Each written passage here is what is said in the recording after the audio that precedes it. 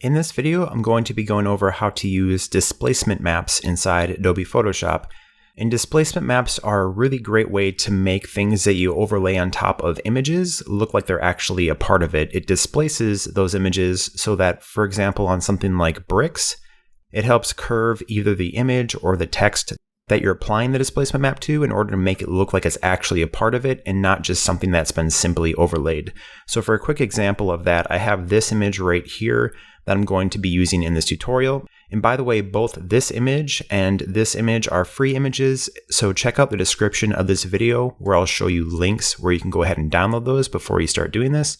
So maybe just pause the video if you want to grab these quick and then download them. They're totally free, and then you can come back and watch this. So this is that image displaced over the brickwork. And if I zoom in really close here, you can tell that the overall effect is super realistic. It's quite impressive because what it's doing is it's actually slightly curving and manipulating this image in order to make it look like it's overlaid on top of these bricks. So if I hide the bricks really quick here, and this is, I think, kind of reduced so it's not 100%. Actually, I have to turn this off. But as I look at this image right here, you can see these little like wavering lines and distortions. That's the displacement map in work. If I look at the actual image right here, those waves and distortions are not a thing. So that's kind of what the displacement map is actively doing right here. I'm going to turn the bricks back on though. And as another example, I also overlaid some type on top of this, also using a displacement map. So as you can see, this type right here does a really good job of showing what's happening. Like this L on the word displacement has some serious curves going on, and that is just the displacement map in work. If I hide this Einstein image, you can really see what's going on here. So it's a very realistic effect that makes it look like there's actually paint over these bricks as opposed to something flat. Or if it didn't have the displacement map applied to it, it would just look like it's overlaid. It might look like the tone is right, but it wouldn't look anywhere near this realistic. So let's go ahead and make this happen. So I'm just going to turn this off because the first thing you want to do when you're doing this is you want to make sure your document is in RGB mode. Usually in the little tab, it'll say something like the name of your Photoshop file if you've named it already.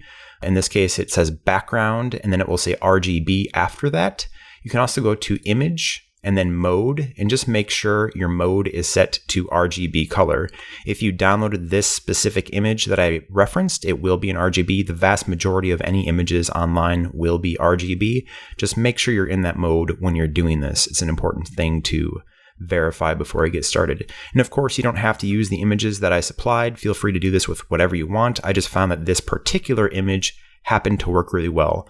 Also, it's very important that you have access to your layers palette. So if you don't see your layers palette anywhere on your screen, go to Window, and then Layers is sort of near the middle. F7 is the shortcut on my computer for layers if you don't see it, but if it has a checkbox next to it, that means it's there. So once again, just go to Window and then Layers, make sure that's visible. And also you need the Channels tab, which is super important. So once again, Window and then Channels, make sure there's a checkbox next to that. Typically layers and channels have little tabs right next to each other, so they're pretty easy to switch back and forth between, but just make sure you have those two things ready to go.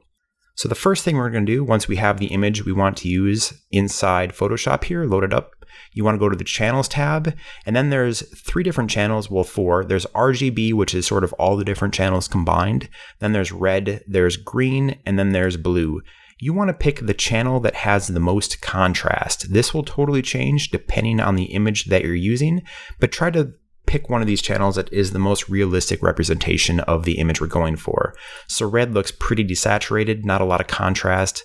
Blue looks almost like too much contrast, whereas I thought green on this particular one is the most realistic example of what we're trying to achieve here. So once you've selected the channel that you want to use for the displacement map, because we're going to be creating the actual displacement map based on this channel. And once again, that's just whatever has the best contrast here. You want to right click on that specific channel. So select the actual channel that you want to use. So either red, green, or blue so that it's highlighted in your channels, and then right click on it. And what you want to do when you right click it is click duplicate channel. This will bring up this dialog box, which will help us export this to a new document. So the as, it says green copy. Don't worry about renaming that, totally not important. Under document though, this is the important thing. You want to click on this because by default, it'll say the document that is the current Photoshop file you have open. You want to select new. So once again, just document and then new. And then you can name it whatever you want. For example, displacement, if I can type here, layer makes total sense. So I'm gonna type that and hit OK. And when I hit OK, this opens up a new Photoshop document with just this particular channel as an alpha channel. And this is what we're gonna be making the displacement map out of.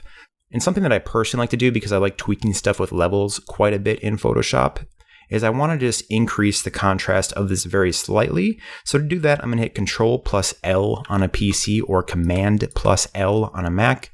Once again, Control plus L on a PC or Command plus L on a Mac, which will open up this Levels dialog box. And Levels, this helps you basically have a lot of control over the contrast of the image. The main thing we're going to do is right in this input levels, there's this little middle slider that if you pull this left, as you can see, it really fades it out. It reduces the contrast. But if you pull it to the right, it goes ahead and increases the contrast. And I believe 1 is the default setting right in the middle. So I'm just going to pull this to the right a little bit to slightly increase that contrast. And then this one on the far right, there's this little tab to the far right that kind of does the bright whites. I also like to pull that left just ever so slightly to kind of bump this up a bit. So if I click preview on and off here, you can see the difference, just a little bit more contrasty, which is what I'm going for here. This step is not required, but I find it can be a little bit helpful to kind of pump things up on your displacement map. So once you're done doing that, you can go ahead and hit OK, which will apply that effect. Next up, what we want to do is blur this. So you want to go to Filter, and from the Filter menu, typically the second option once you get past the stuff at the top here is Blur. And from Blur, you want to select Gaussian Blur. At least I think that's how you say it. But once again, this is Filter, Blur, and then Gaussian Blur. So click that, which will open up the Gaussian Blur little dialog box here. For radius online, when I was reading various tutorials of how to do this, most of them will say do a radius of 1 pixels. Well, I guess you should say 1 pixel, but the larger the image, the more blur you want to give it. So just try to give it a decent amount of blur, but you don't want to go crazy. Well, that's totally crazy. You don't want something that's really super fuzzy, but you just want it a little bit more blurred than not. It just helps with the natural look of the displacement map that we're trying to achieve here. So I'm going to set this to 2.1, which if I turn the preview on and off, you can see the sharpness difference. Maybe I should zoom in. So this is roughly the amount of blur that I've found to be helpful when you're going ahead and doing this, but this is something that's totally open for experimentation. But once you get that where you want it, just hit OK, and then we're pretty much good to go. So I'm just going to hit Control S on a PC or Command S on a Mac to save this. And then it's going to basically ask you where you want to save it. You can go ahead and navigate to a folder that makes sense. I'm just going to name this displacement layer -tutorial. So I know that it's the displacement map that I made specifically for this tutorial because I have a few different ones in this folder. Once that's done, hit save. Once again, to save, Control S on a PC, Command S on a Mac, or you can go to File, Save As, and then you can go ahead and save it that way too. There's tons of different ways to do this. But once you've saved this displacement map, you're done with this step. You can go ahead and just close this tab by hitting that little checkbox in the right side of that particular tab. So now that displacement layer is closed and we're back to the original document. And since we're in channels still, if you're not in channels, you can go ahead and switch from layers to channels. You just want to go ahead and click on the RGB channel again so that it's color, so you can actually see what you're doing here. That's a pretty useful thing. And then once you go ahead and just click on that RGB so all the channels are visible, you can go back to layers. So next step is what we want to do here is whatever you want to overlay on top of these bricks, you can go ahead and do that. So I'm going to use this particular image since I already have it here, but you can also use text or anything like that if that's something you want to do. But basically all that you really want to do is make sure that you have your image put on top of this document in the layers here. So you can either open this up in its own window in Photoshop, and then on that particular layer, you can right click it, go to duplicate layer. Once again, just right click on that layer and then go to duplicate layer. And then this time under document, instead of the document that's shown right now is the JPEG that we're in, you can go ahead and click that and then move it to the document that we are working in for the bricks. So mine is called brick example. Whatever your Photoshop document is named is where you want to go ahead and duplicate this to. So I'm going to select that, hit OK. Then if I go back over to my brick example, as you can see, it's now placed inside of here. That's super easy to do. Alternatively, you can go to File and then either Place Embedded or Place Linked. It totally doesn't matter. You can go ahead and navigate to the folder where your image is. And once again, I went through that pretty fast. Just go to File and then either Place Embedded or Place Linked Either one will work just fine. I'm going to place embedded, click on that image, hit place, which will then populate this image in here. If you use this method though, if I look at my layers palette where this image is right here, you can tell that it has a little smart object thing, letting you know that this is a smart object because it's been placed in. You want to rasterize it because that's just important when you go ahead and try to apply an effect on top of it to rasterize a layer. And this is the same thing for type. If you're using live type, you have to rasterize it before you do the step. Just right click that layer, go to rasterize layer.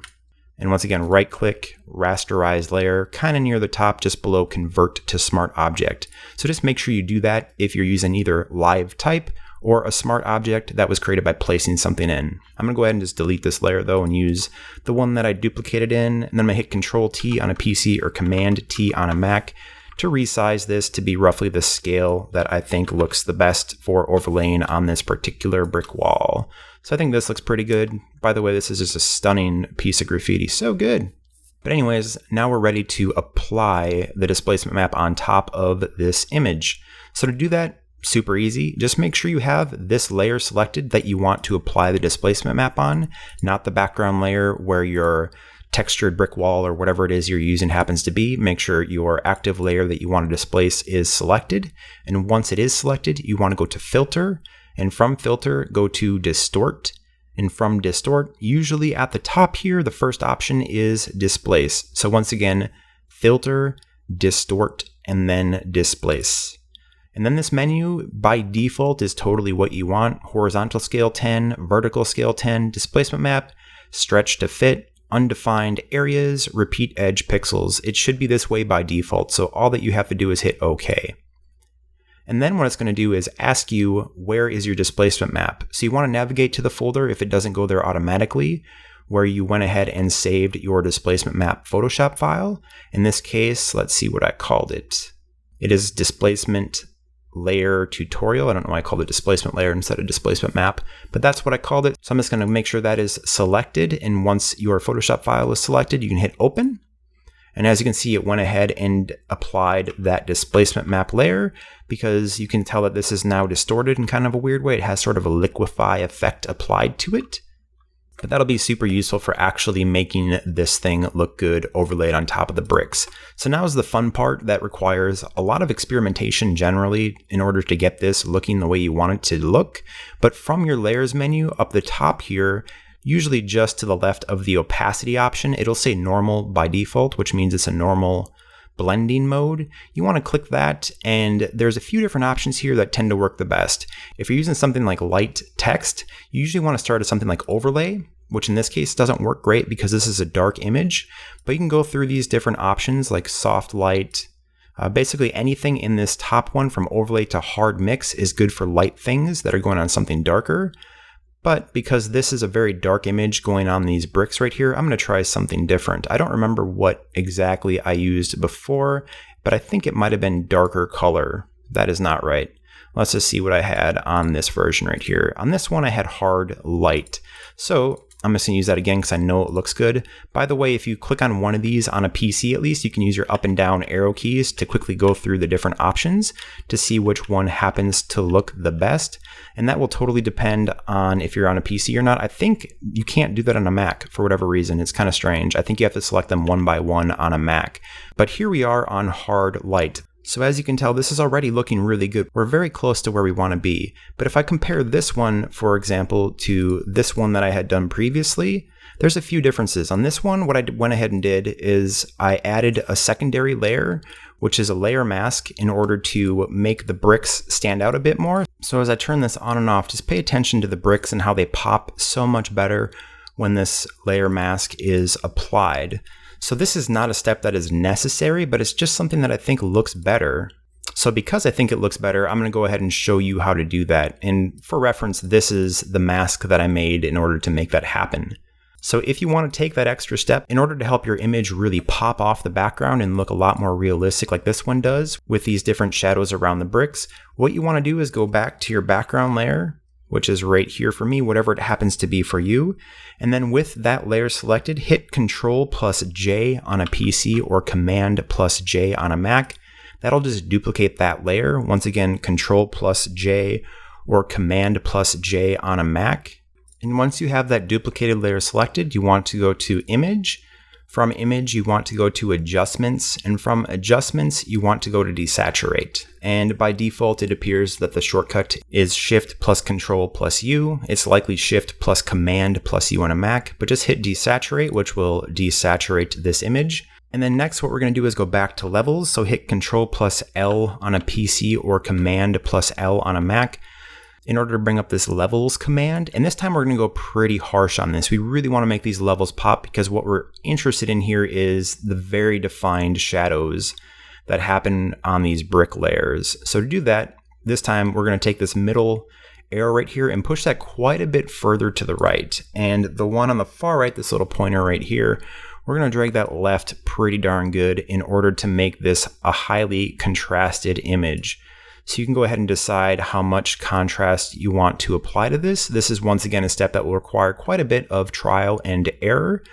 But in general, I think you want it to look kind of like this. If I turn this preview on and off, you can see the before and after, where this one just has a ton more contrast, which will work really well for what we're trying to do. So once you're done with that, just hit OK. And then once again, we're going to go back to Channels, right here next to Layers, so the Channels window. And it doesn't matter which red, green, or blue you select because this is desaturated, so there's no color information. Just select any of them that you want. And then when that's selected, you want to hold down Control on a PC or hold down Command on a Mac and click the little thumbnail just one time. And then you want to go back to Layers. Well, actually, maybe hit this RGB button at the top so they're all turned on once again from the Channels palette. And then go back to your Layers menu. You can go ahead and hide this background image that we duplicated before by clicking the eyeball icon, which will just hide it. And then you can click on that spot again if you want to turn it back on. But I'm going to turn back on this Einstein graffiti right here. And with that layer selected, at the bottom of the Layers palette, there is an icon that looks like a rectangle with a circle in the middle of it, which is Apply a Layer Mask. And you just want to click that one time. Once again, just go to the bottom of the Layers palette, and there should be a little rectangle with a circle missing from the middle. So just click that one time, which will then apply this layer mask that we created. So as you can see right here, if I turn on and off the layers mask that we made, and to do that, you just hold down Shift and click on the layers mask. That is its own little thing. Just click it once, it turns it off. Click it again while holding Shift, it turns it back on. As you can see, there's a really huge difference in the bricks and the way that they pop, where I think that this looks much more interesting. And much like anything in Photoshop, you can also use levels on the mask itself. So you can just go ahead and click on that mask so it's selected right here in your Layers palette. Hit Control plus L on a PC or Command plus L on a Mac to bring up your levels right here. And with your levels selected, if you want to perhaps, let's say this looks too harsh to you, you can go to Output Levels, and this little arrow at the bottom left right here is the darks. If you move that up to the top here, it just kind of softens that a bit. So that's an easy way to adjust the overall impact of your layer mask that you've applied. So if I turn the preview off, this was before. If I turn it on, it looks a little bit more natural, especially in areas. This is not letting me move it, so I'm just going to move myself down here. Like in areas like this where this looks not quite natural, it's pretty harsh. If I hit Control L while that layer mask is selected, or Command L on a Mac to bring up levels, and then just kind of push this output level at the bottom to the right a little bit, it really softens that and makes it look more natural. You can also play around with the settings up top here if you want to do that instead. As you can tell, when I do that, this makes it even more natural. So like a lot of things in Photoshop, just experiment with what works and what looks good until it ends up looking the way that you want it to look. Once you're done doing that, you can go ahead and hit OK. I'm going to quickly turn on and off this preview checkbox so you can see before and then after, where the after looks much more natural here. So we're pretty much done with this tutorial as far as how to apply a displacement map. I think this looks super awesome in my opinion. It looks very realistic, much more realistic than if we did not use a displacement map. But just for fun here, we're going to go ahead and add some text. I'm going to go through this part much quicker so this tutorial isn't super long, since we've already done the steps and they should be all the same. But I'm just going to hit T on my keyboard to bring up the type tool. The type tool is also right here in your toolbar. It looks like a big old T, so it's pretty easy to spot. I'm just going to click once to go ahead and bring up the type tool. Then I'm just going to go ahead and type displace. This looks super duper tiny, so I'm going to double click on that, make the font size much larger, even larger than that, like let's say 150. I'm going to change the font here to Lobster, because who doesn't love lobster? Man, the tracking on this is crazy. I'm gonna go to Window, Character, change the tracking from 100 to 0 so it doesn't look like garbage. Then I'm just gonna move this, hit Control T to increase the size of this a little bit right here. So you can go ahead and spend the time to make your text look good as you see fit. I went through that really fast because this really isn't a how to use text on Photoshop tutorial. But once you have your text inside Photoshop and it looks good, alternatively, the way I do it is I always use Illustrator to create my text. I just prefer using Illustrator for text. I think it's a little bit more fine-tuned, smooth tool. But once the text is in there, whether you copy and paste it from Illustrator or whether you use the actual type tool in Photoshop, on the text layer right here, right-click it, and then you want to go to Rasterize Type. So once again, with that layer selected, right-click and then Rasterize Type. And then once that's rasterized, it's just like before. You just go ahead and add that displacement map. So you go to Filter, and then from Filter, you go to Distort. And from Filter, Distort, you want to Displace. You keep these settings the same. They should be the same as when you did this before. Hit OK, and then go ahead and select your displacement map. This is the one I did previously. Hit Open, and then as you can tell, you can really see on this white text how that displacement map is distorting this text in order to make it line up with the bricks below. So since this is white text on a darker image, I found that the blend mode, I'm going to go ahead and select this where it says normal. I'm going to change that blend mode to overlay, because that tends to look pretty good. So right here is overlay on top of this image, which is doing a decent job, but in this case, it's not quite vibrant enough. So with that text layer still selected that I did the overlay on, I'm gonna hit Control J on a PC or Command J on a Mac to duplicate it, and that duplicates it over and makes it a little bit easier to see. But in this case, I don't think this looks totally great. So what I found for white text on at least this particular image is on the second one, I'm going to change it from overlay to color, which is at the bottom here. So once I do that, I think it takes on a much more realistic appearance. As you can see, this looks pretty realistic. It's a little bit hard to read because there's so much going on here, but the text definitely looks like it's part of this brick wall. And that's just one way you can go ahead and do it. So play around with all these different blend modes. You can also adjust the opacity, which is just to the right of the blend modes, if you want to fine tune stuff a little bit more. Because when it comes to displacement maps, your willingness to really test stuff, play around, and find what works the best will make a really big impact. And by the way, something I also forgot to do is we have this layer right here, which is the layer mask that we applied to the bricks. We also want to apply it to the text. So I'm going to zoom in on the text so you can see it a little bit better. And to copy a layer mask, just hold down Alt on a PC or Option on a Mac, and then click and hold on that layer mask and drag it over the layer that you want to apply it to. And I'm going to do that to both of them right here since there's two different text layers. I'm just holding down Alt on a PC or Option on a Mac, clicking, dragging, and letting it go on the proper layer. So as you can see, if I turn those both off, here's how it looked before. And if I turn them back on, I'm just holding Shift while I click these to do that. You can tell it makes it look a lot more realistic by spending that little bit of time to make that secondary layer mask. But this is a pretty darn long tutorial, but I wanted to be really in depth in order to show you a lot of different ways you can handle this, because in this case, information is most definitely power. But that is it for this tutorial. If you found it helpful, please hit the thumbs up button. And also don't hesitate to leave comments in the comments section if you have any additional questions, or if you just want to share work that you've made, that's totally cool. And also, if you want to see more content like this, please subscribe. I do my best to keep new content coming just like this for designers. Thanks so much for watching.